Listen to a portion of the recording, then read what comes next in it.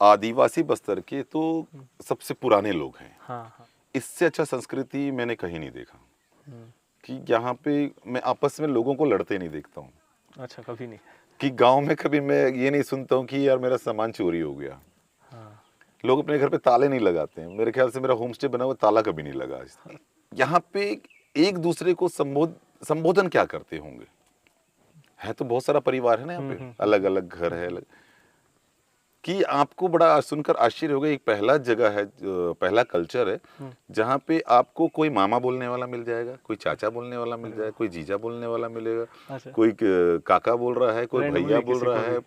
मतलब आप उनसे उनके पूरे कल्चर, उनके परिवार से जुड़ जा रहे हैं। अच्छा, कि दुनिया भर के लोग, आप तो डोमेस्टिक टूरिस्ट लेते ही नहीं है, हाँ, तो पूरा फॉरेनर जो है वो है यहाँ आते हैं तो देखते क्या है? यहाँ आते हैं सिर्फ और सिर्फ हम्म, बस्तर की संस्कृति, देखने। बस्तर की रीति रिवाज, बस्तर की फोक नृत्य, बस्तर का भोजन, अच्छा। बस्तर के पेय पदार्थ, यानी कि संपूर्ण बस्तर हाँ को देखने नहीं, हाँ। वो जीने आते हैं। Second richest of the world उस समय हुआ करता था 2005 में। वॉरेन बफे, शायद आपने अच्छा, नाम सुना होगा। हाँ सुनो। होवार्ड ग्राहम बफे, हाँ। वो यहाँ पे आया था। वो 10 दिन के लिए था। अरे बाप रे। आपने देखा होगा कि मेरे घर में जब कोई भी मेहमान आते हैं तो हम तिलक करके उनका स्वागत हाँ करते हैं। हाँ हाँ कि एक लाइन है ना, अतिथि देवो भव। हाँ हाँ। ये हमारे भारत देश का एक स्लोगन है कि अतिथि देवो भव, कि वाकई में हमारे अतिथि जो है वो देवतुल्य हैं।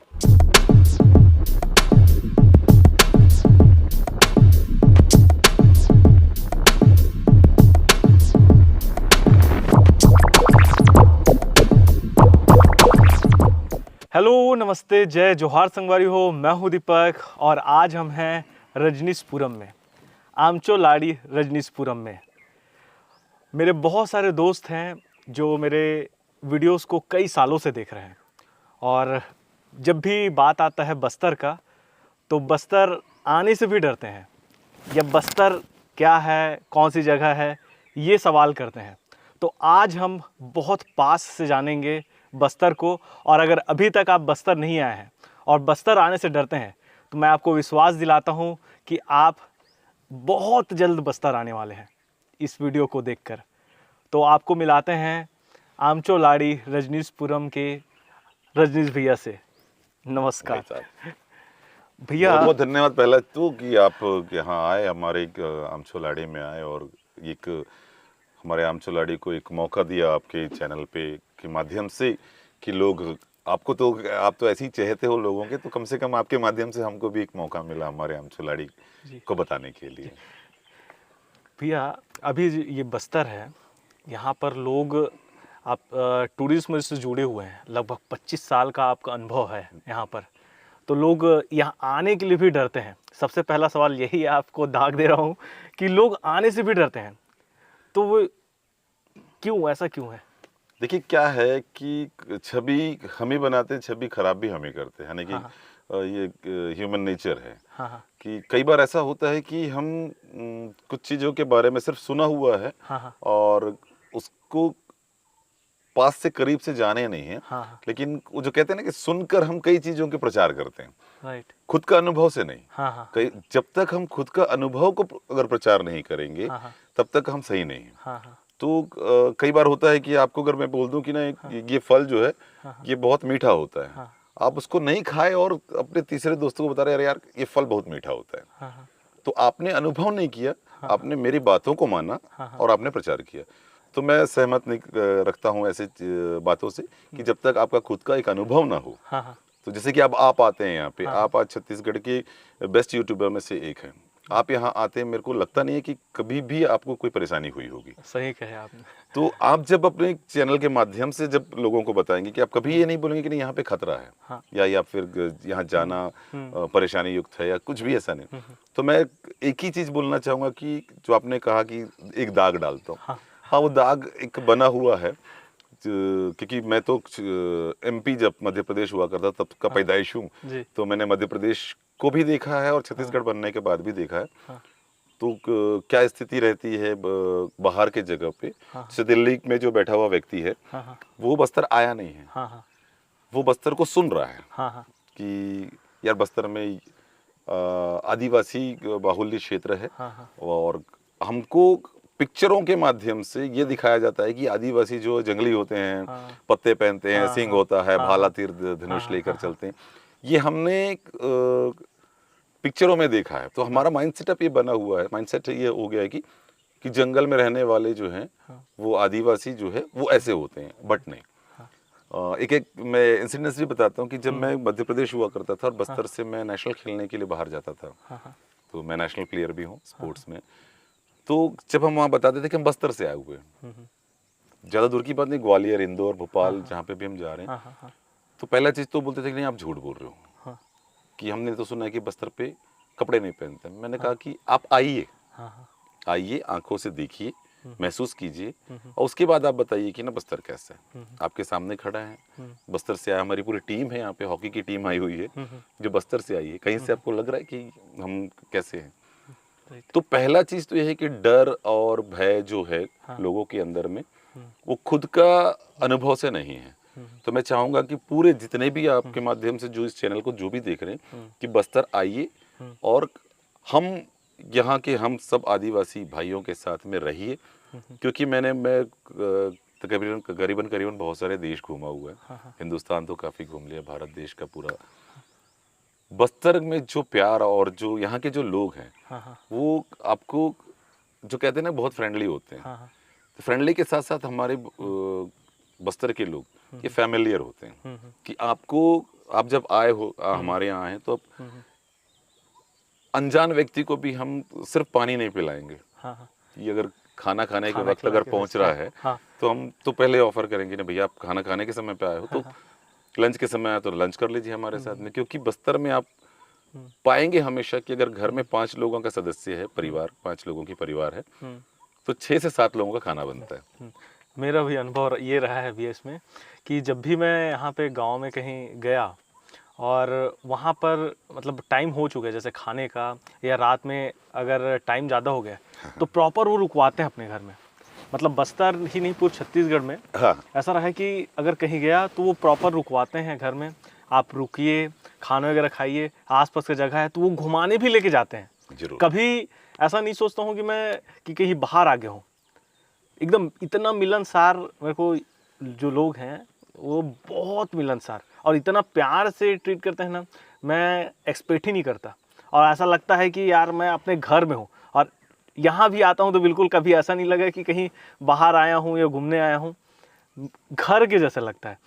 एक दूसरा सवाल ये है भैया मेरा कि जैसे यहाँ आसपास में जो बहुत सारे ट्राइबल्स रहते हैं यहाँ पर, जैसे कि धुरवा है, माड़िया है, मुरिया है, तो इन लोगों का लाइफ स्टाइल कैसा है? क्योंकि आप इतने सालों से यहाँ पर हैं, तो इनका कैसा लाइफ स्टाइल है? और ये क्या है, मैं मेरा करीबन करीबन ट्राइबल टूरिज्म से मेरा स्टार्ट हुआ, यानी कि टूरिज्म से स्टार्ट हुआ जहाँ पे मैंने ट्राइबल टूरिज्म को चूज़ किया। हाँ, हाँ, और एक समय आया कि मैंने एक ट्राइबल लड़की से ही मैंने शादी की। अच्छा। आज मेरे 3 बच्चे हैं, अरे वाह, क्या बात और है। मेरी वाइफ जो है जहाँ हम बैठे हैं इसी गांव से है। हाँ, हाँ, तो अब ये इतना में आपको समझ में आ सकता है कि ना ट्राइबल्स होते कैसे, कि मैं अपना सब कुछ जो है एक जीवन तक का मैंने ट्राइबल के साथ में स्टार्ट किया।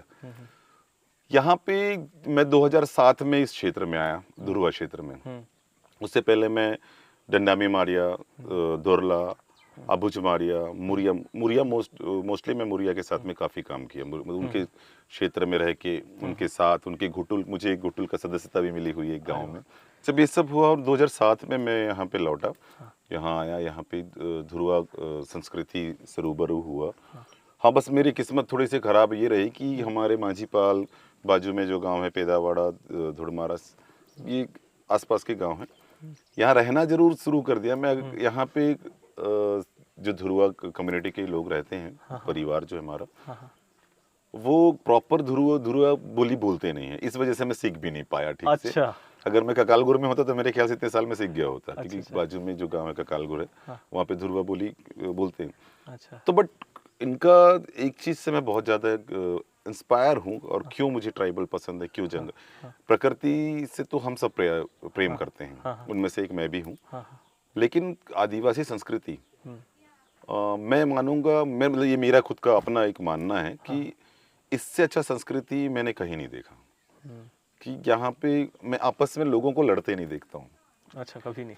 कि गांव में कभी मैं ये नहीं सुनता हूँ कि यार मेरा सामान चोरी हो गया। हाँ। लोग अपने घर पे ताले नहीं लगाते हैं। मेरे ख्याल से मेरा होम स्टे बना हुआ ताला कभी नहीं लगा आज तक। अच्छा। तो एक दूसरे के ऊपर इतना ट्रस्ट, हाँ हाँ।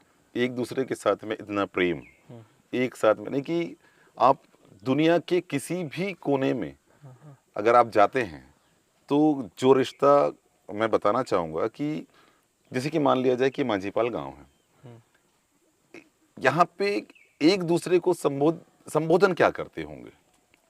है तो बहुत सारा परिवार है ना यहाँ पे, अलग अलग घर है, अलग कि आपको बड़ा सुनकर आश्चर्य होगा। एक पहला जगह है, पहला कल्चर है जहाँ पे आपको कोई मामा बोलने वाला मिल जाएगा, कोई चाचा बोलने वाला मिल जाएगा, कोई जीजा बोलने वाला मिलेगा, अच्छा। कोई काका बोल रहा है, कोई भैया बोल रहा है। मतलब आप उनसे, उनके पूरे कल्चर, उनके परिवार से जुड़ जा रहे हैं। अच्छा।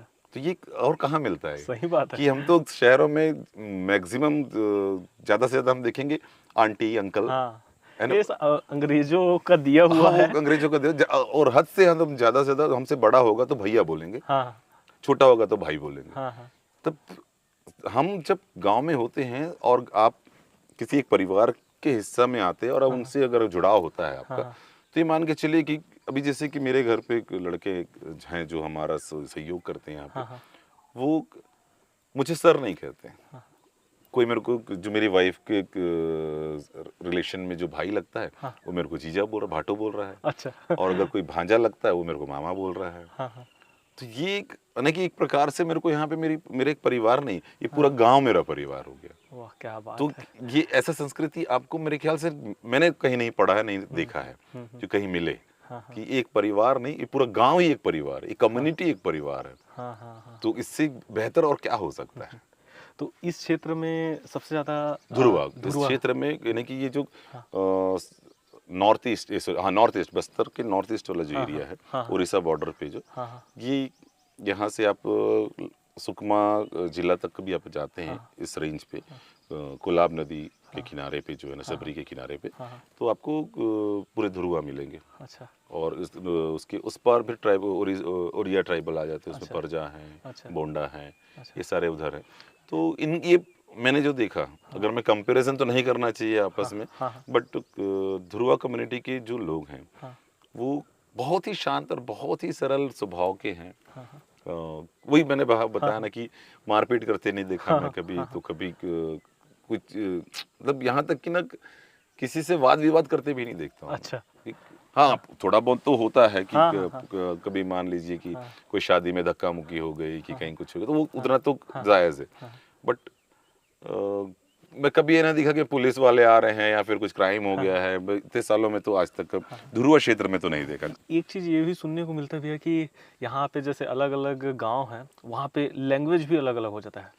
तो जैसे यहाँ पे इधर नहीं, ध्रुवी तो एक ही है। जो धुरवा कम्युनिटी के लोग हैं तो वो तो धुरवा ही बोलते हैं। गोंडी है है तो सभी गोंडी, सब द्रविडियन लैंग्वेज है। सभी का सभी द्रविडियन लैंग्वेज है। जैसे कि डंडामी गोंडी है, वो अलग है, दुरली अलग है, अबुजमाड़िया गोंडी अलग है, मुरिया गोंडी अलग है। तो मतलब एक सिमिलर तो है, द्रविडियन लैंग्वेज है।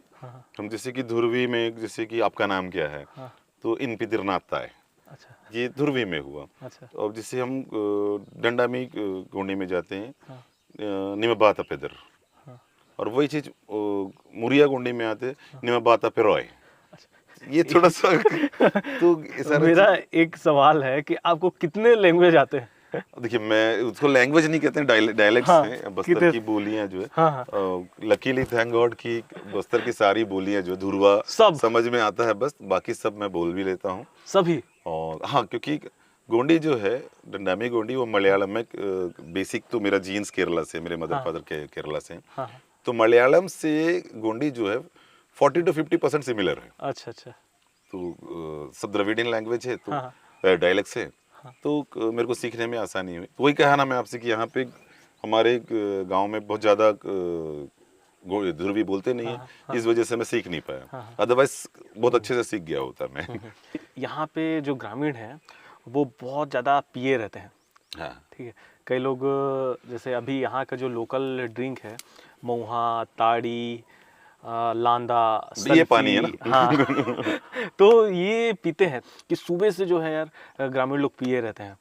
तो मैं भी सुना हूँ कि जब जब लोग यहाँ पे सुबह उठते हैं, काम में जाते हैं, तो काम में जाने से पहले ये एनर्जी ड्रिंक के रूप में इसको पीते हैं। तो आपका इसमें क्या सोचना है? हाँ सबसे महत्वपूर्ण होता है कि हमारा जीवन शैली। हाँ हाँ शहर में एक व्यक्ति सुबह उठता है, हाँ हाँ फ्रेश होता है, हम्म, नहा धो कर तैयार होता है, पूजा पाठ करे, नाश्ता कर लिए, उसके बाद ऑफिस के लिए जाता है, हाँ हाँ शाम के लौटता है, थके हारे आता है, अपना फ्रेश हुआ, अगर मन किया तो ड्रिंक, एक अल्कोहल ले लिया, जो लेते हैं उनके बारे में बता रहा हूँ, जो नहीं लेते वो अलग बात है। हाँ हाँ एक उनकी जीवन शैली होगी और हमारी गांव की जीवन शैली होगी। पहला चीज, ये बहुत हार्ड वर्क करते हैं और इनका जो है हर मौसम में एक अलग अलग जीवन शैली रहती है।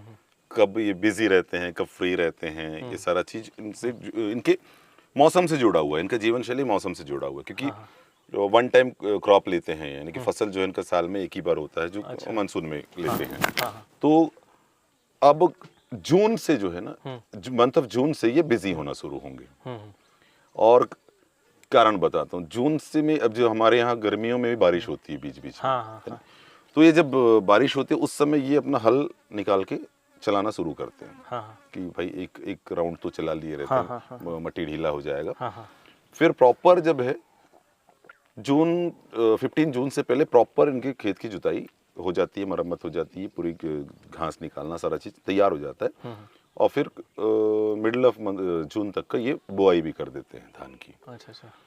ये कंटिन्यू बिजी हैं।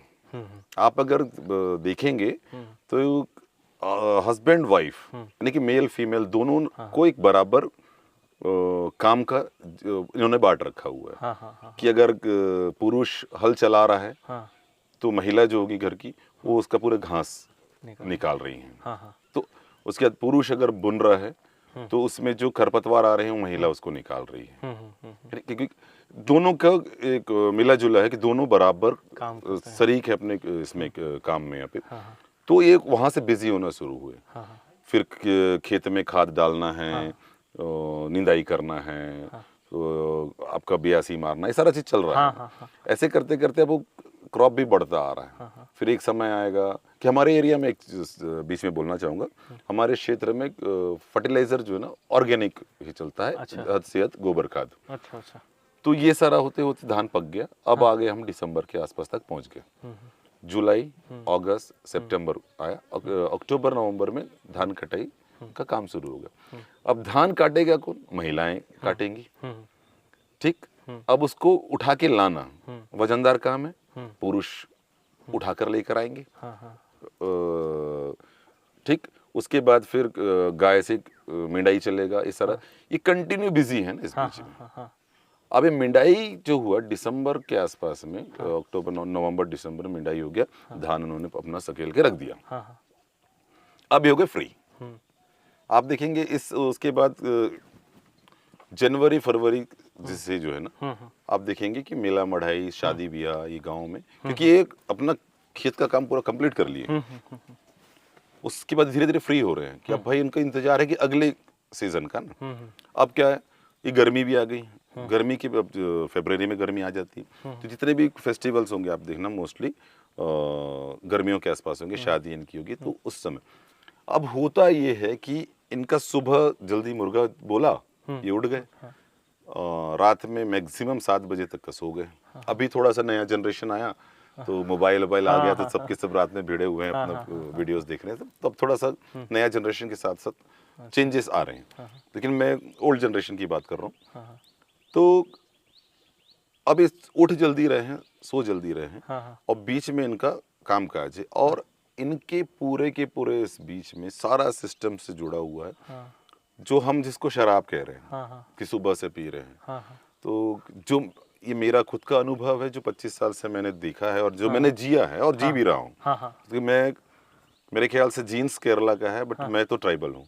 बस्तर में पैदा हुआ, मेरी वाइफ ध्रुवा कम्युनिटी से है, और मैं पूरा का पूरा 25 साल अपने जीवन का ट्राइबल के साथ रह रहा हूँ, तो एक एक चीज मैं खुद फील करता हूँ, रहता हूँ।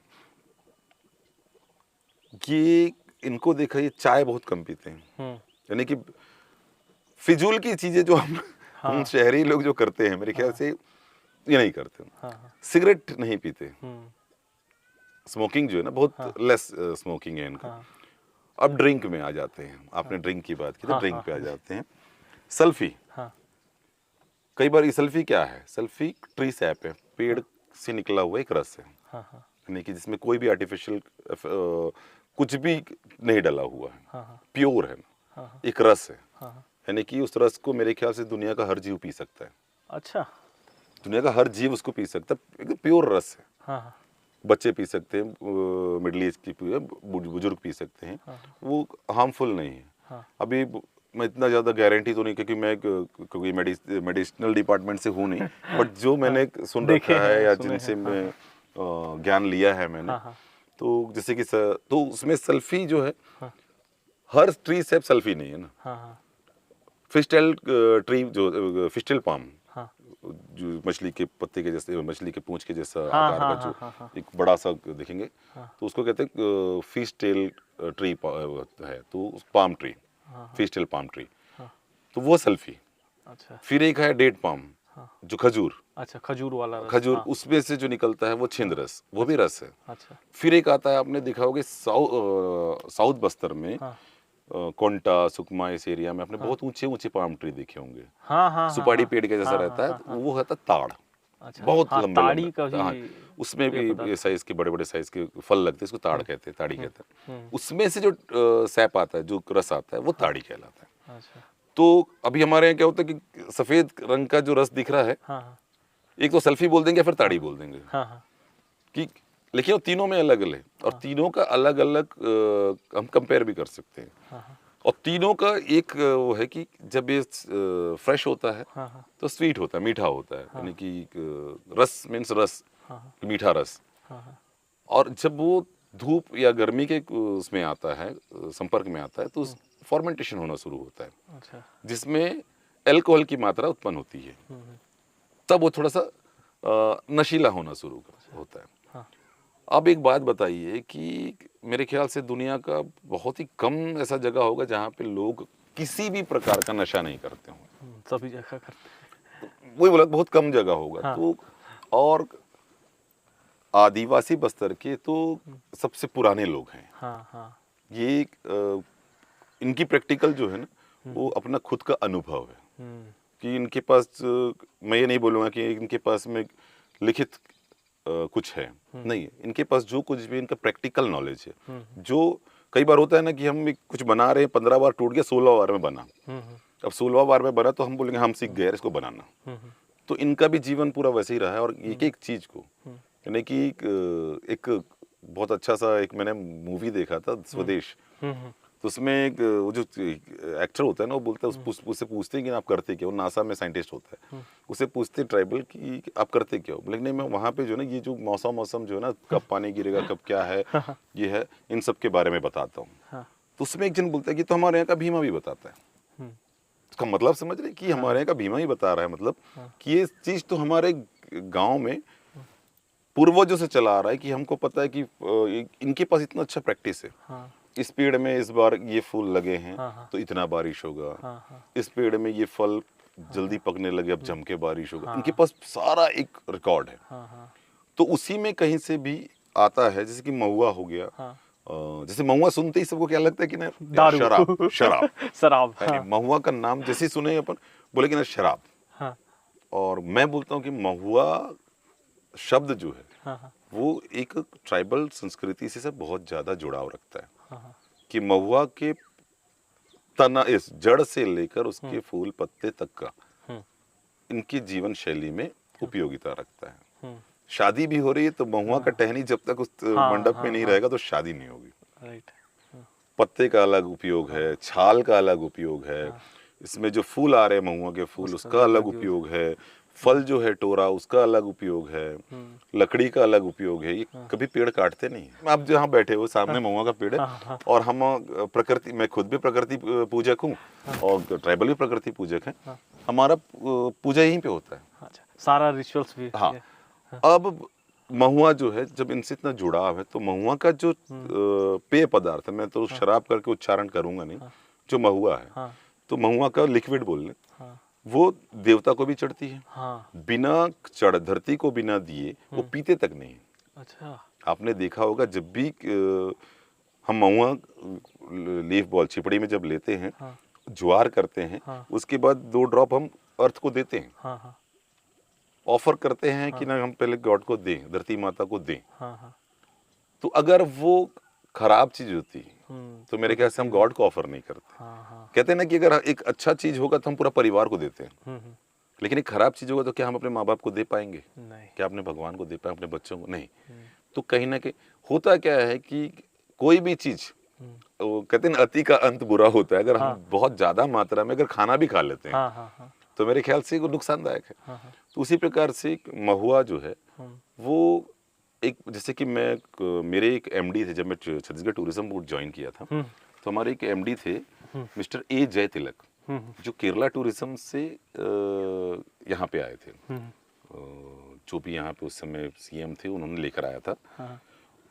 उनकी क्वालिटी ये थी कि वो एमबीबीएस भी हैं, अच्छा, आईएएस भी हैं, हाँ और हमारे यहाँ के एमडी थे छत्तीसगढ़ टूरिज्म बोर्ड के। हाँ तो उन्होंने कई चीज़ों पे शोध किया था, जो महुआ पे शोध किया, सेल्फी पे शोध किया।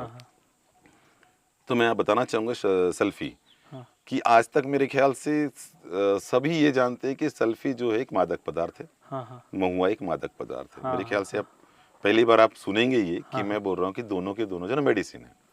हाँ, अब पहली बार ही सुन रहा हूँ। मेडिसिन कैसे?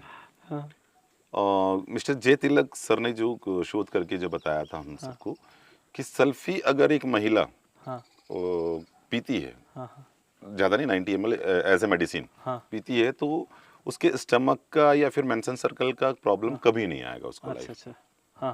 ये सल्फी की खासियत है।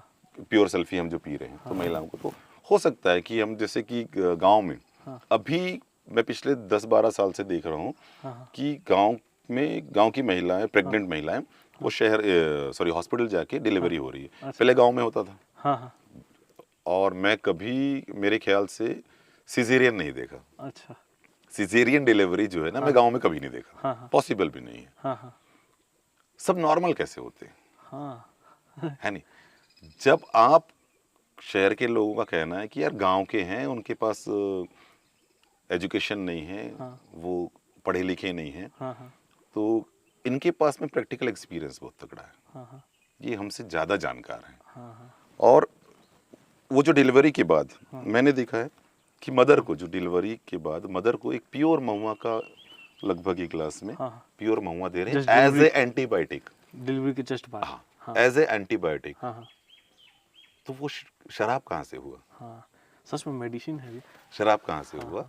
मैं कहने की 20-22 साल पहले मैंने देखा, एक छोटा बच्चा को सर्दी खांसी हुआ है, चिपड़ी से लीफ बॉल जो बनता है, वो एक्चुअली एक पैमाना है। वो पीने का पात्र भी है, लेकिन एक पैमाना भी है। तो बोले कि छोटा बच्चा है, बोले उसको आप आधा चिपड़ी महुआ पिला दो, सर्दी खांसी ठीक हो जाएगा। तो वो दवाई है, मेडिसिन है। नॉट, मैं कभी नहीं बोलूंगा कि ना वो एक मादक पदार्थ है, शराब है।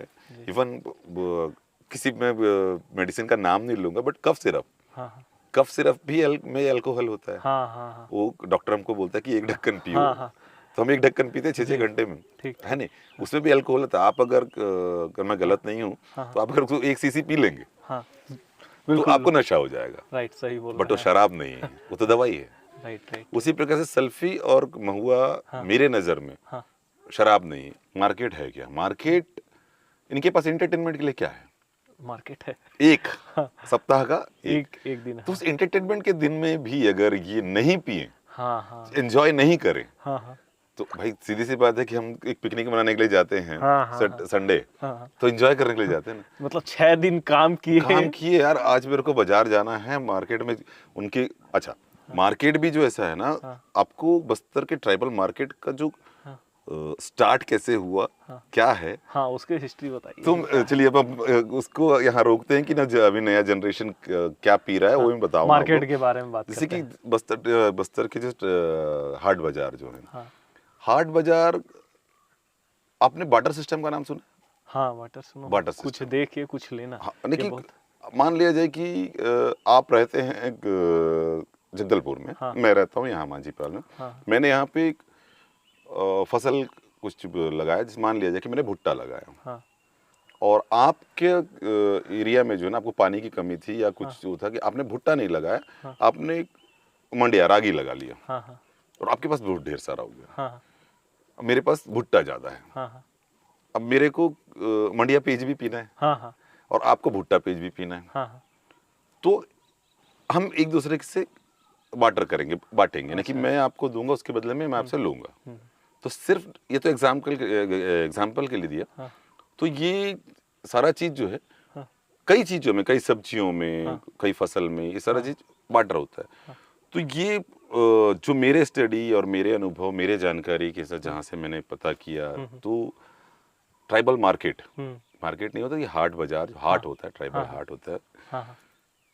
अभी मैं इस गांव का हूँ, हाँ। यानी कि मैं मांझीपाल का हूँ। हाँ। मेरी 2 बेटियां हैं या 2 बहनें हैं। हाँ। एक की शादी मैंने कर दिया दरभा में, हाँ। और एक की शादी कर दिया मैंने मौलीपदर में। हाँ। ठीक। अब हमको मिलना है, हाँ। मिलना है, तो बोले कि काम करते हैं, आप आधा आ जाओ, हम आधा आ जाते हैं। अच्छा। बोले सोमवार के दिन मिलते हैं। हाँ। इधर से ये वाली बहन भी आ जाएगी, उधर से ये वाली बहन भी आ जाएगी, पति और बच्चों के साथ आ जाएगी, इधर से हम दोनों माँ बाप भी चले जाते हैं, भाई पति पत्नी भी चले जाते हैं मार्केट में ना। एक जगह चूज कर ली। अच्छा। हाँ। हाँ। ये कहाँ से उत्पत्ति हुई? हाँ। एक जगह चूज कर ली, अच्छा। उधर से वो आए, इधर से ये आए, हाँ। हम भी आए। हाँ। हाँ। अब होता क्या है कि 3 गांव से 3 घर के लोग, हाँ। हम कहाँ मिल रहे हैं? बोले कि तीरथगढ़ पास पड़ेगा। अच्छा। हाँ। हाँ। तीरथगढ़ पास पड़ेगा, तुम उधर से आ जाओ, मैं इधर से आ जाओ, तुम इधर से आ जाओ। हाँ। हाँ। मान लिया जाए कि हमने एक लोकेशन सेट किया, हाँ। कि यहाँ मिलेंगे, सोमवार के दिन मिलेंगे। अब मेरी बहन है, बोले कि यार मेरे घर पे तो ढेर सारा बैगन हुआ है, हाँ। खाली हाथ थोड़े जाऊंगी, हाँ। तो मैं बैगन रख लेती हूँ, अच्छा। एक बोतल महुआ रख लेती हूँ, हाँ। घर में मुर्गियाँ हैं, हाँ। वो रख लेती हूँ, कुछ एक दे दूंगी, एक वो वाली बहन को दे दूंगी, एक मेरे पिताजी भाई बड़े भैया को दे दूंगी, वो रख लिए। ऐसे ही सोच मैंने भी रखा, हाँ। ऐसे ही सोच दूसरी बहन वो भी रखी। अब हम तीनों सोमवार के दिन जो वहाँ पे मिले। अच्छा। ठीक। पहले तो मेरे यहाँ सेल्फी हुआ था, मैंने सेल्फी ले गया, एक के यहाँ महुआ ले आई, एक ने लांदा ले आया। ठीक। अब फसल भी जो हमारे पास हुआ, हमने आपस में एक दूसरे को शेयर किया। अब हमारा तीनों का गेट टुगेदर हो गया, एंजॉयमेंट हो गया, ड्रिंक भी कर लिए। अब ये मुर्गा इसको दे दिए, मेरे को भी मिल गया, हमने उनको दिया, सब हो गया। वो अपने चले गए, उनको पास पड़ा, मेरे को पास पड़ा, इनको पास पड़ा। अब हमारा तीनों का गेट टुगेदर भी हो गया, एंजॉयमेंट भी हो गया, और हम मिल भी लिए एक दूसरे से। ठीक।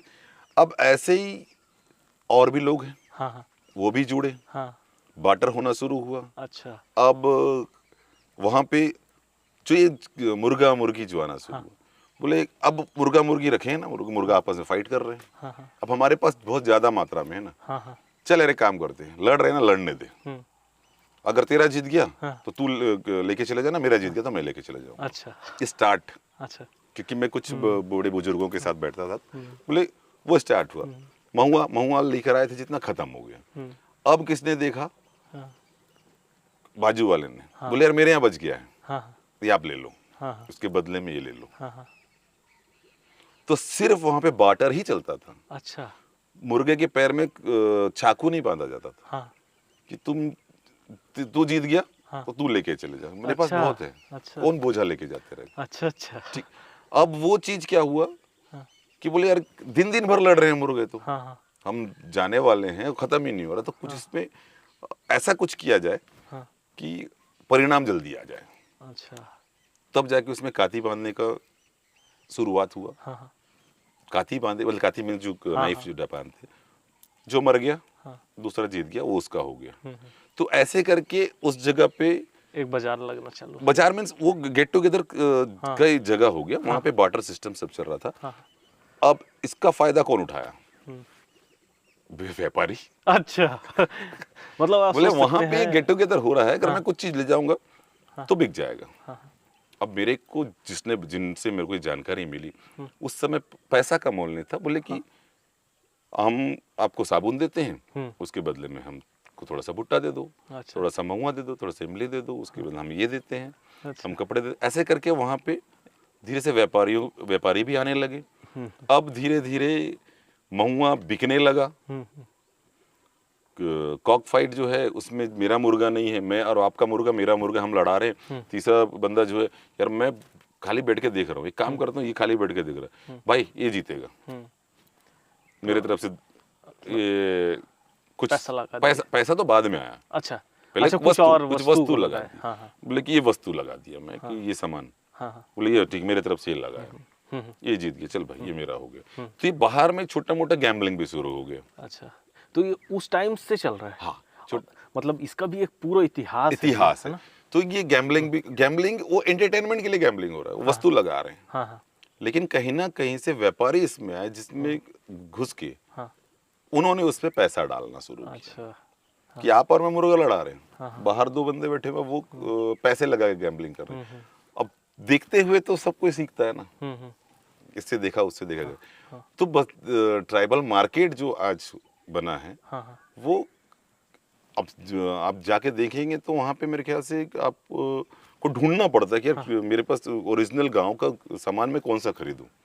आपको चापड़ा मिल जाएगा, और कुछ कंदमूल मिल जाएंगे, अपेय पदार्थ मिलेगा। अदरवाइज आपको बाकी चीजें जो है वो शहर से लाके बेच रहे हैं। आलू प्याज जो यानी कि हम उसको हाइब्रिड बोल रहे, ऑर्गेनिक तो नहीं है सब, क्योंकि सब में फर्टिलाइजर डाल रहा है।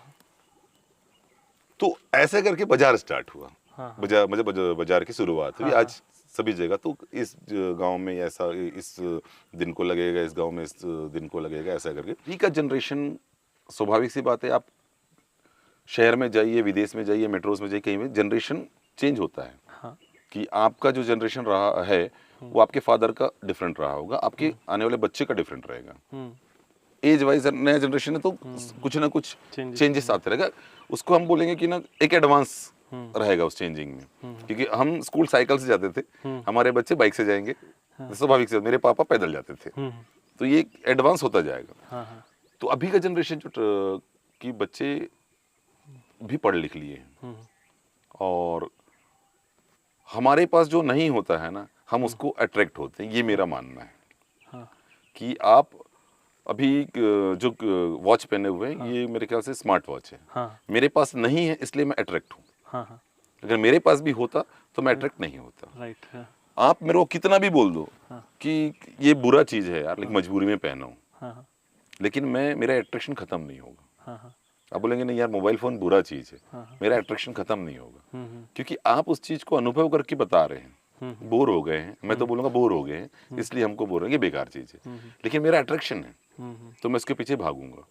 मैं जब ट्राइबल विलेज में या ट्राइबल लाइफ को जब अडॉप्ट किया, मतलब उसमें घुसा, अपने आप को घुसा, डाला, जीवन को डाला।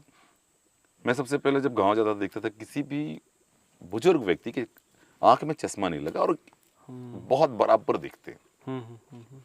गुलेल चला रहे हैं या तीर चला रहे हैं, वो बुजुर्ग है, हाथ पैर में दम तो है, और उनका आंख में जो चश्मा नहीं लगा है, कोई उनको जरूरत ही नहीं है। 60 साल, 55 साल, 50 साल ऐसे ही बुजुर्ग हैं, देख रहा हूँ मैं। दूसरा देखा मैं, उनके बाल जल्दी काले नहीं, सफेद नहीं हो रहे हैं। सफेद हो गए। हाँ, सफेद नहीं हो रहे हैं। तीसरा मैंने देखा कि वो उनके बाल झड़ नहीं रहे हैं। कि आज हमारे यहाँ तो छोटे छोटे बच्चे के बाल उड़ गए। फिर देखा कि ना यार, इनके पेट नहीं निकले हुए हैं। तो ये सारा चीज जो है ना, मुझे मतलब बहुत ज्यादा अट्रैक्ट किया कि नहीं, मेरे को भी फिट रहना है और ऐसे रहना है। तो उसके लिए तो इनसे सीखना होगा। सही बात। तो मेरे जो दोस्त थे, उनका ये मानना था कि वो तो यार एजुकेटेड ही नहीं है, उनसे तो क्या सीखेगा।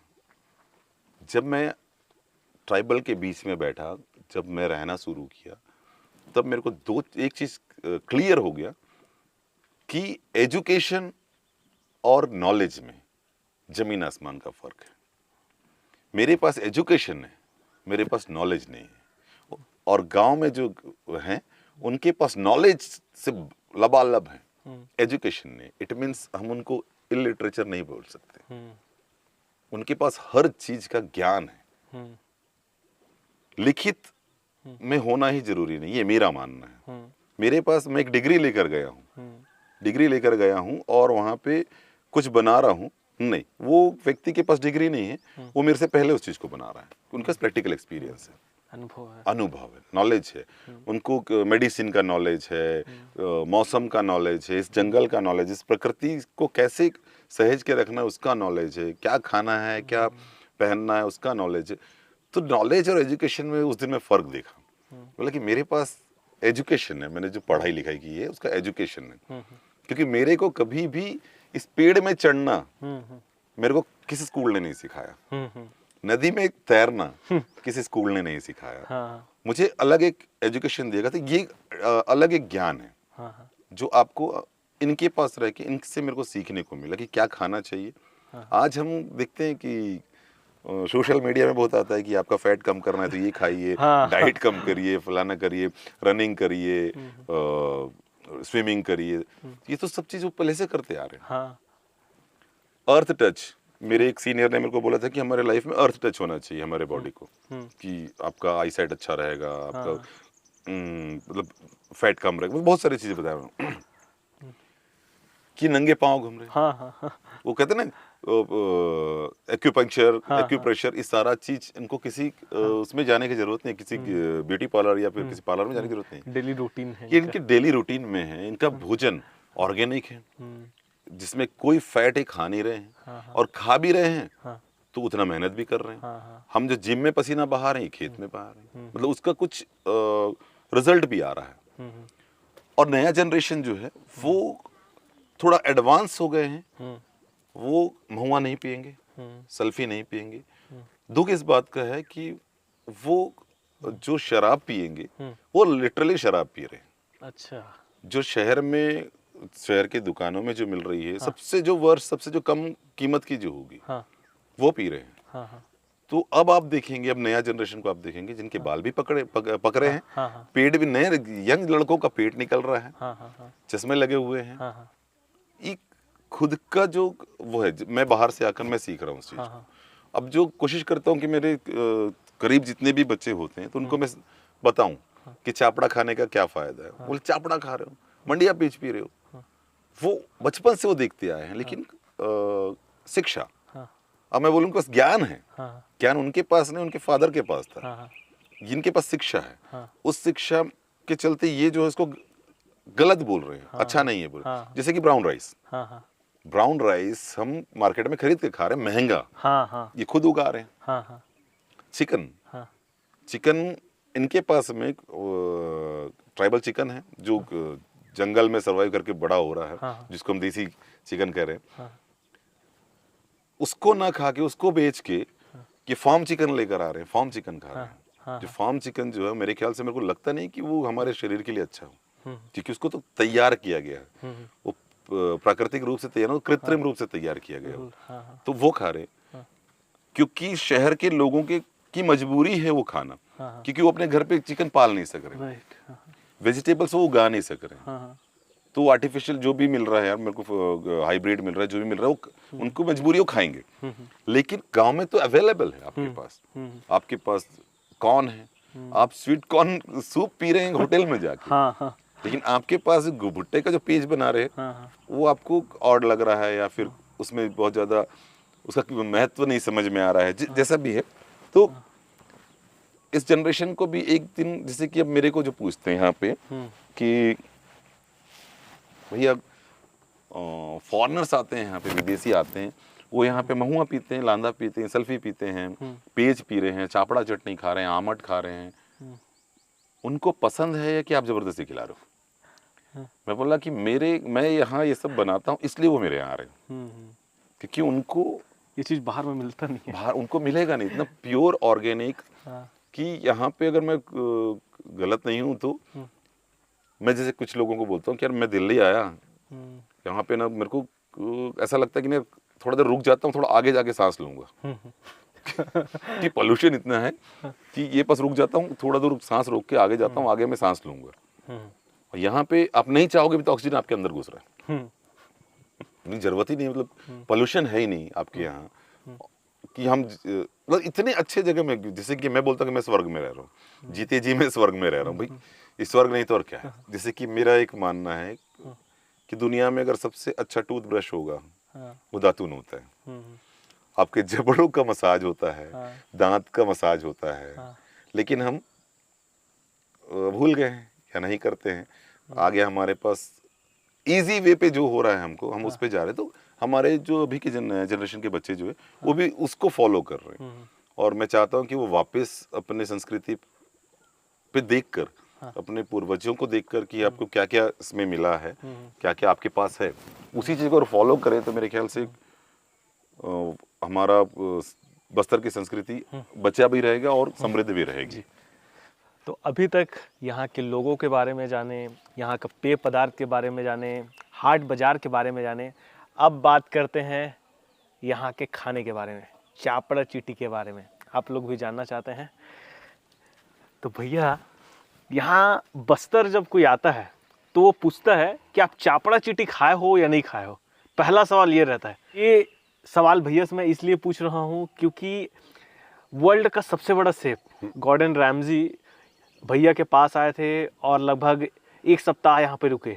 नहीं, यहाँ 4 दिन थे। चापड़ा चीटी कैसे बनता है पूरा प्रोसेस सीख कर गए। मैं एक वीडियो भी देख रहा था भैया। हाँ, गॉर्डन्स ग्रेट एस्केप हाँ, एपिसोड 1 हाँ, 2009 में मई मंथ में रिकॉर्ड किया। और अभी कुछ दिन पहले 2017 या 18-19 में वो वीडियो वायरल हो रहा था। तो सडनली किसी ने मुझे एक लिंक भेजा हाँ, कि उड़ीसा के पता नहीं कौन है, उन्होंने एक जीआई टैग के लिए एक छापड़ा का डाला है। पे डाला है।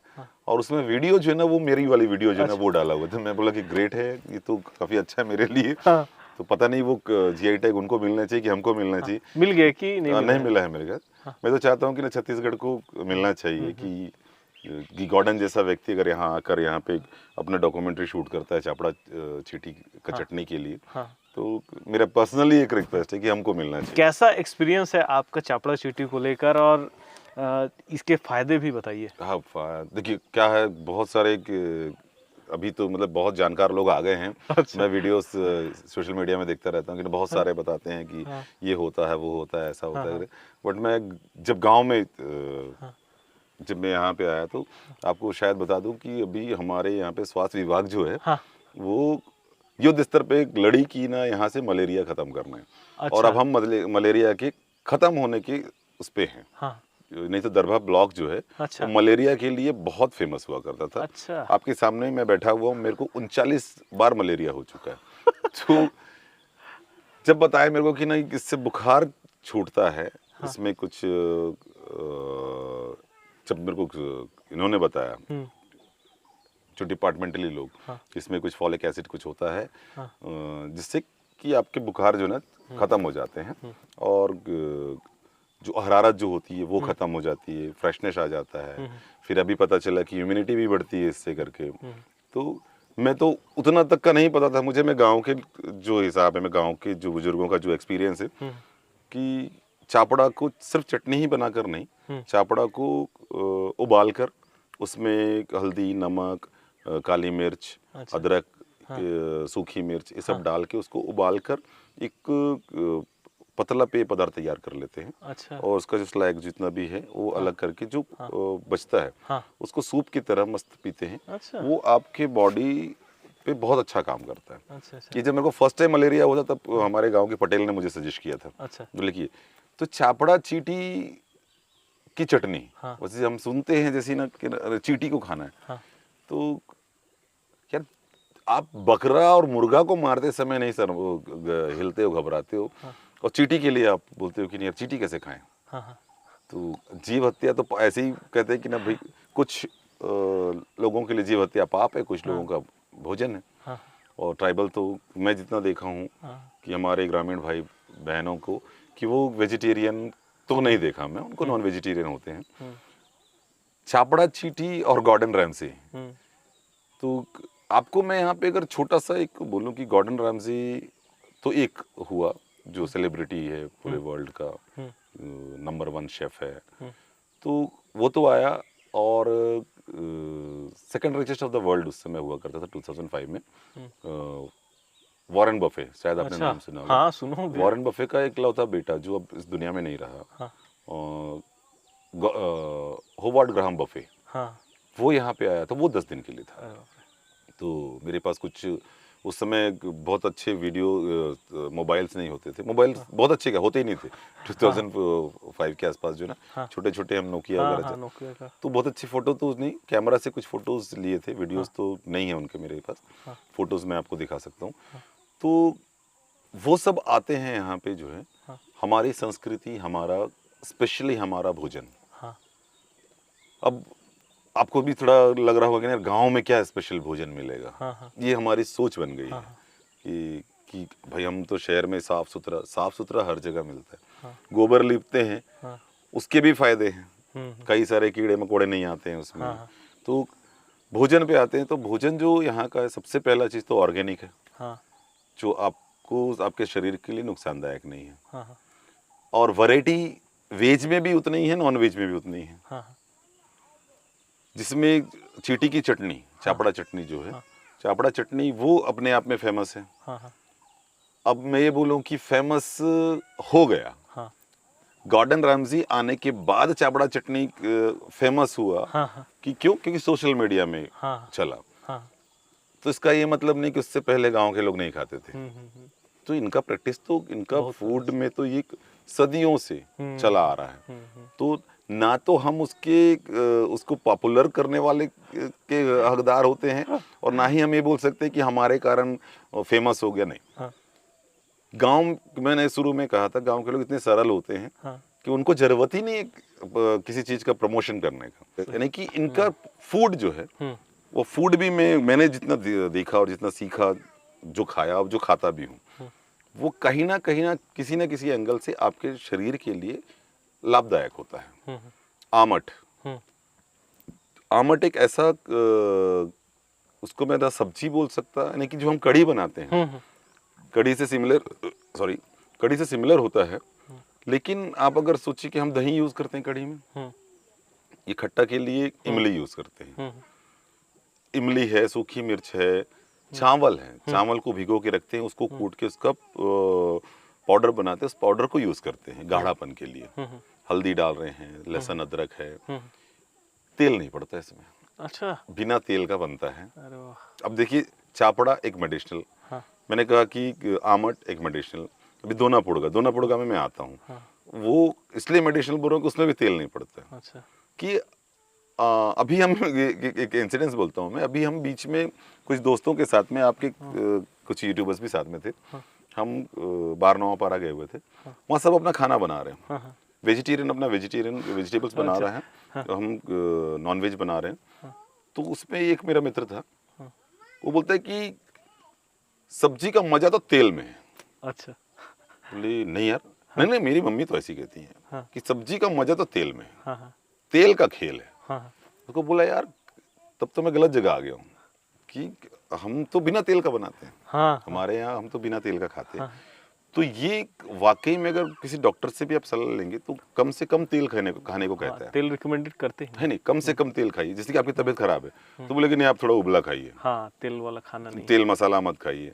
मैंने गाँव में मसाला तो देखा ही नहीं है, यूज करते नहीं देखा है।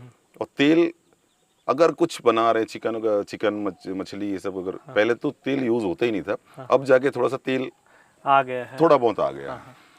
तो जब जिस फूड में तेल ही नहीं होता है, तो फूड तो स्वभाव, ऐसे ही बताने की जरूरत नहीं, आप पढ़े लिखे हैं, हमारे व्यूअर्स भी पढ़े लिखे हैं, कि तेल अगर जिसमें नहीं है, पहले आपको लगेगा अरे बिना तेल का खवाएगा कैसे। ऐसे मैं भी गांव घूमते रहता हूँ अभी वीडियो बनाने के लिए, तो कई जगह पर मैं गया हूँ, बिना तेल के ना सब्जी बनाते हैं भैया, इतना टेस्टी पूछे मत है। और मैं आपको बताना चाहता हूँ, अगर आप लोग मेरा वीडियो बस्तर का पहला वीडियो अगर देखे होंगे, ट्राइबल विलेज के ऊपर बनाया था, तो मैं दाल का तड़का खाया था। उसमें न सब्जी में तेल का यूज किए थे, न तड़का में। उसके बाद मैं उस वीडियो में बोला था कि सबसे स्वादिष्ट खाना खाया हूँ।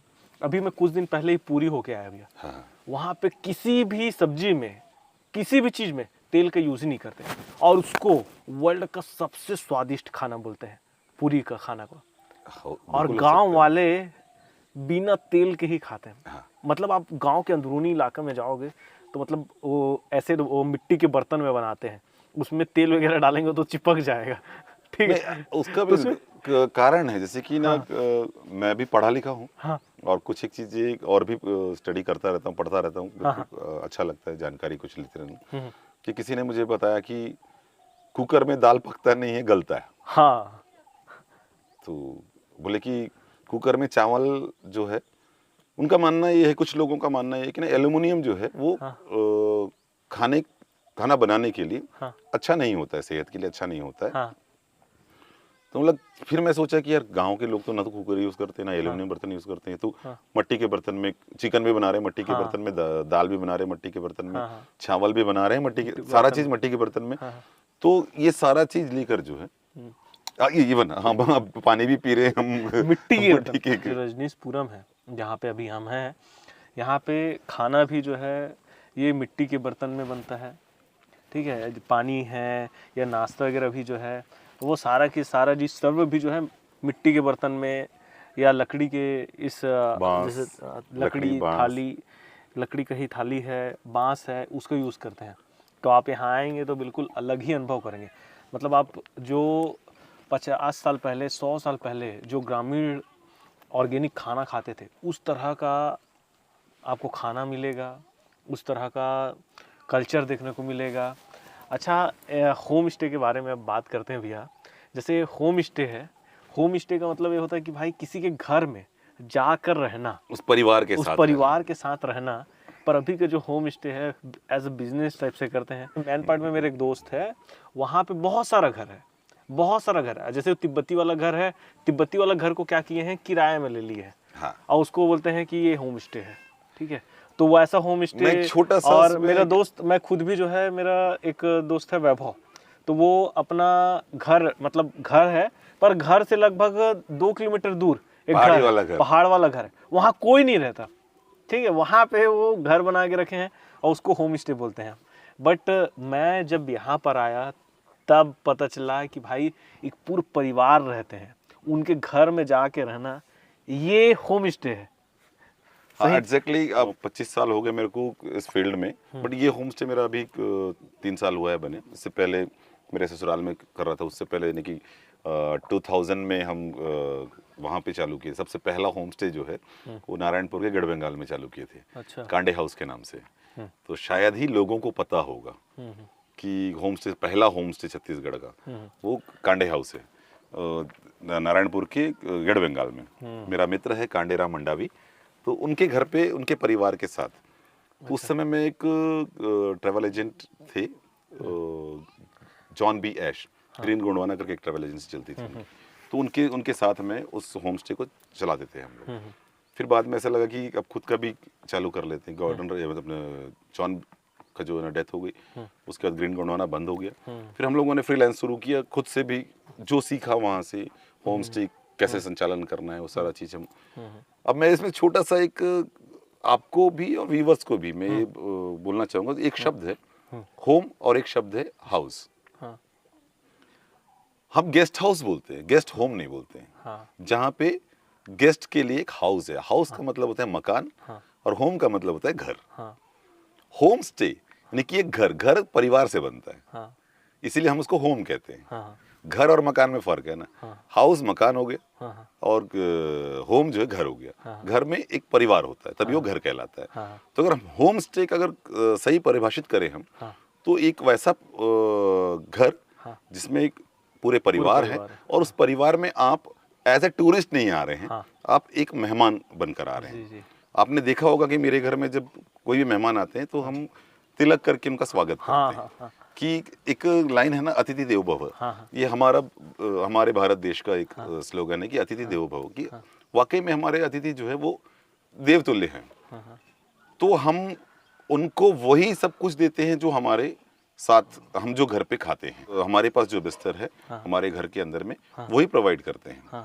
ये नहीं कि अगर वो यहाँ ट्राइबल विलेज में आए हैं, हमारे होम स्टे में आए और रात को बोलते कि आई वांट पिज्जा, तो पॉसिबल ही नहीं है। ये सारा चीज हमको पहले से बताना होता है कि ये या बता दिया जाता है कैसा है करके होम स्टे।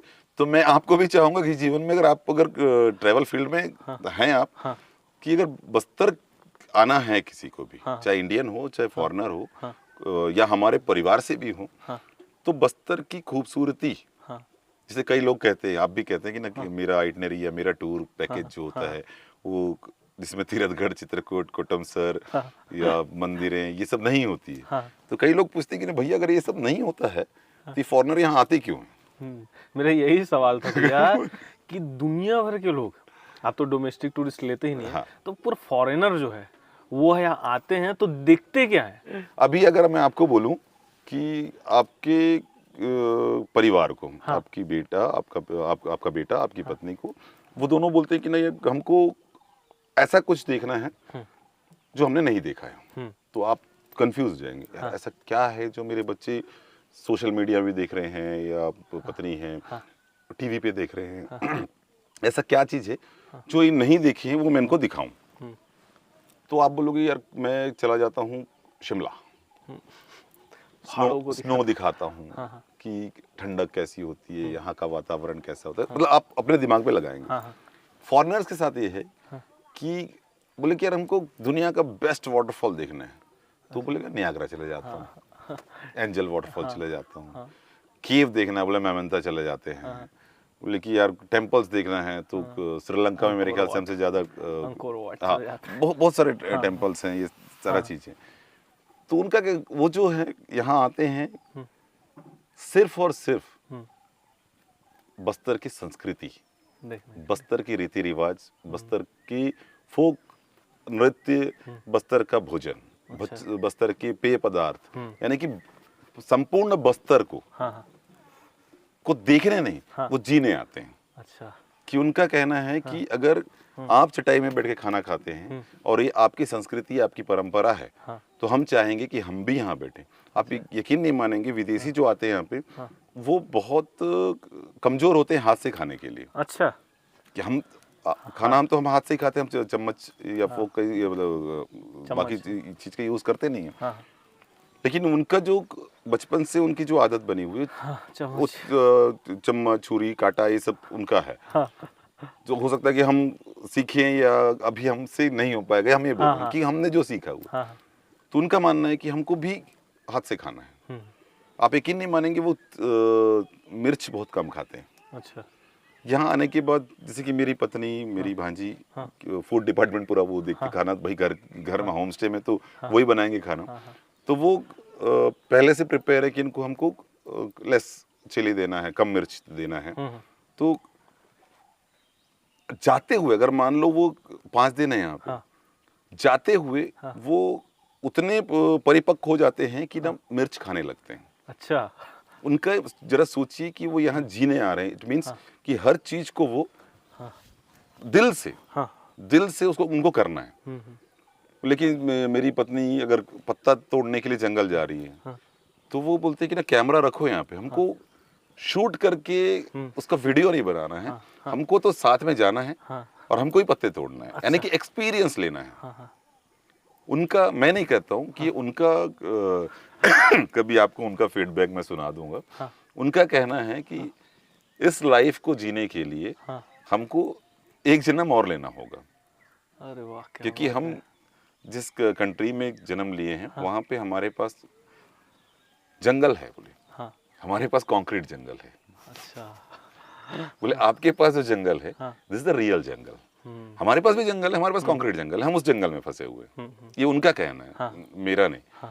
यहाँ पे मेरा और मेरा परिवार का एक ही सोच है, एक ही सोच को लेकर हम आगे बढ़ रहे हैं कि संस्कृति हमारी खत्म नहीं होनी चाहिए और जो इस संस्कृति को जीना चाहता है वो हमारे यहाँ वेलकम है। सदैव 24/7 खुला है कि आप आइए और हमारे साथ उस संस्कृति को, उस व्यंजन को, उस पेय पदार्थ को, वो सारा चीज जो है आप जी। यहाँ हम आपको ये कोई वो नहीं है कि डेमोन्स्ट्रेशन सेंटर नहीं है कि हम यहाँ पे डेमो दिखाएंगे। अच्छा, क्या क्या जैसे रिचुअल्स होते हैं यहाँ पे या डांस होता है, ये जो ट्राइबल कल्चर है, क्या चीजें पसंद करते हैं ये फॉरेनर जो है? पसंद नहीं करने के लायक कुछ भी नहीं है। पहला सब कुछ मेरा वही मानना है कि पसंद कि ये पसंद नहीं आ रहा है, ऐसा कुछ भी नहीं है। अच्छा, सब कुछ। सबसे पहला चीज तो मैं जो सीखा, मैं ट्राइबल से जो सीखा, इनसे ज्यादा प्रसन्न मैं किसी को नहीं देखा। अच्छा। ये आप भी देखेंगे, हर इनके कोई चेहरे पे स्माइल मिलेगा। आपको ये स्ट्रेस में है, बहुत टेंशन लेके जी रहे हैं, नहीं, आप किसी भी अननोन घर पे चले जाइए, आप उनको जोहार कीजिए, आपको रिप्लाई स्माइल के साथ मिलेगा। सही बोल रहे हैं। वो आपको जाने नहीं जाने, स्माइल के साथ मिलेगा। आप अगर उनसे एक लोटा पानी मांगते हो तो वो आपको ऊपर से नीचे नहीं देखेगा, वो पानी लेने चला जाएगा। सही बात। तो इतना जिंदा दिली से जिंदगी जीने वाले, तो उनसे उनको हम कुछ नहीं सिखा सकते। हमारी किस्मत है, मेरी तो बहुत अच्छी किस्मत है कि आप भी हमारे साथ हैं, तो कि हम सबका किस्मत अच्छा है कि हम उनसे कुछ सीख रहे हैं। कि आप अगर उनसे पूछे कि आपके अकाउंट में कितना है, तो बोले कि अकाउंट मेरा तो खाता ही नहीं खुला है, मेरा तो बैंक खाता ही नहीं है। बोले फिर आपने अपने जीवन में क्या सेव किया, सेविंग क्या है? बोले मेरा एक्सपीरियंस जो अपने आने वाले पीढ़ी को दे रहा हूँ, मेरा खेती करने का तरीका, मेरा जीने का तरीका मैं उनको दे रहा हूँ। लेकिन इनका जो संचय जो बोलते हैं हम ना, सेविंग, वो उनका कल्चर ही है। अच्छा। कि मैं अगर गलत नहीं हूं तो अगर आप किसी को बोलते कि नहीं ये 10 रुपए पकड़, तो वो वर्तमान में खत्म। आप 100 रुपया दो, वर्तमान में खत्म। मैंने इनको देखा कि ना बहुत ज्यादा भविष्य की चिंता नहीं है, इसलिए स्ट्रेसफुल से दूर है। हम वो कहते हैं ना कि जो आने वाला है हमको पता ही नहीं है, उसके चिंता में हम अपना वर्तमान खराब कर रहे हैं। सही बात है। तो इनसे मैं वो सीखा कि नहीं, वर्तमान में आप जो मतलब बेशक अपना पूरा 100% एफर्ट लगा के उसको जियो। देखेंगे भविष्य कल कभी आता नहीं है, आज ही आता है। हम बोलेंगे कल, जैसी नेक्स्ट हम सो के उठते हैं तो कल नहीं रहता है, वो आज रहता है। इनका सोच है कि आज पे। ये वर्ड जो है ओशो का है। ठीक है, ये जी हाँ, ये वर्ड ओशो का है। और जैसे कि हमारा जो ये जगह है, अच्छा इस जगह का नाम जो है ये है आमचो लाड़ी रजनीशपुरम। तो ओशो का जो अमेरिका में रजनीशपुरम है, बिल्कुल उसी का नाम दिया गया है। तो कई सारे भैया भी मेरे को एक बार बताए थे कि ओशो को सुनते हैं, बहुत इंस्पायर हैं, और मैं भी खुद भी सुनता हूँ, तो मैं भी बिल्कुल सेम थिंकिंग के हैं। और वाकई में वो हमेशा यही बोलते हैं कि आप हमेशा वर्तमान में रहिए। जो कल हो चुका है उसके बारे में चिंता मत करिए, आने वाला जो कल है उसके बारे में चिंता मत करिए, केवल आज आता है और आज जी लीजिए। अगर आज नहीं जिए हैं तो फिर जीवन व्यर्थ है। एक चीज़ मैं देखा हूँ, जो शहर वाले हैं ना, वो पैसा को इकट्ठा करते हैं, इकट्ठा करते करते करते करते हैं और खुशी की तलाश करते हैं। ठीक है कि यहाँ खुशी मिलेगा, वहाँ खुशी, पैसा मिल जाएगा तो खुशी। बस लास्ट में, अंत में सोचते हैं कि यार तीर्थ यात्रा करेंगे, वहाँ घूमेंगे, यहाँ जाएंगे, वहाँ जाएंगे, और घूम फिर के जब लास्ट टाइम आता है तो पता चलता है कि यार ये ज़िंदगी को जी लेना था, मेरा जो गांव है वहाँ जी लेना था, जो मेरा परिवार है वहाँ जी लेना था, वो जी नहीं पाते हैं। और कल ऐसे ही हुआ ना, कल जो 5 लोग मेरे यहाँ आए हुए थे, मेरे दोस्त के दोस्त हैं, जो दुर्ग से आए हुए थे। यहाँ आने के बाद उनका पहला लाइन था, बोले भैया हमारी उम्र जो है ना 40-42 साल की है, ऐसा लग रहा है कि 30-35 साल पहले जो मेरी जीवन थी वो मेरे को यहाँ पे दिख रहा है। क्योंकि हम सब जमीन से जुड़े हुए थे, और डेवलपमेंट जरूरी है, लेकिन अब मैं सबका नज़रिया अलग होता है डेवलपमेंट का। मेरा नज़रिया अलग है, आपका नज़रिया अलग है, सबका अलग अलग होता है नज़रिया। जैसे कि आज महुआ को, मैं वापस एक बार महुआ पे आता हूँ, और उसको इसलिए आ रहा हूँ कि अगर शहर में आप महुआ का नाम भी लेते हो ना, तो एक वर्ष चीज हो गया, माइंड सेट बना हुआ है महुआ मतलब और ड्रिंक। अभी जो है फ्रांस में महुआ बन रही है। हाँ भैया, माह के बारे में मैं सुना, वहाँ पे 4,500 रुपए में शायद एक बोतल मिल रहा है भाई। नहीं, वो करेंसी डिफरेंस के कारण है। जैसे कि 45 यूरो कुछ है, अब वो ऐसा बोलो तो हमारे यहाँ 50 रुपीज है, वहाँ 45 यूरो है। तो 5 का अगर अंक में जाए तो 5 का कमी है। मतलब एक सोचने वाली बात है कि दोस्तों, बस्तर का महुआ विदेशों में जाके मतलब इतना बड़ा डिमांड क्रिएट कर रहा है।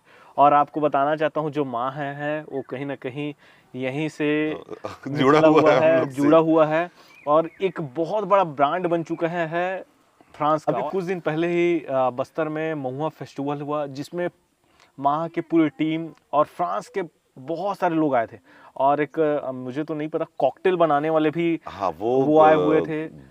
तो वो बता रहे थे कि यहाँ का जो महुआ है, मतलब जितने भी लिकर है उसमें सबसे बेस्ट है। हाँ उसने वो सारा चीज भैया से पूछते हैं, क्या बेस्ट है क्या बेस्ट नहीं है, और कैसे माह जो है यहाँ से फ्रांस पहुंचा, इसके बारे में बताइए भैया। एक्चुअली एलेक्स और इंडियन उसका पार्टनर है राहुल, हाँ राहुल श्रीवास्तव। हाँ इन दोनों ने मिलकर चालू किया है। हाँ। तो एलेक्स और ये दोनों मेरे बहुत अच्छे मित्र हैं।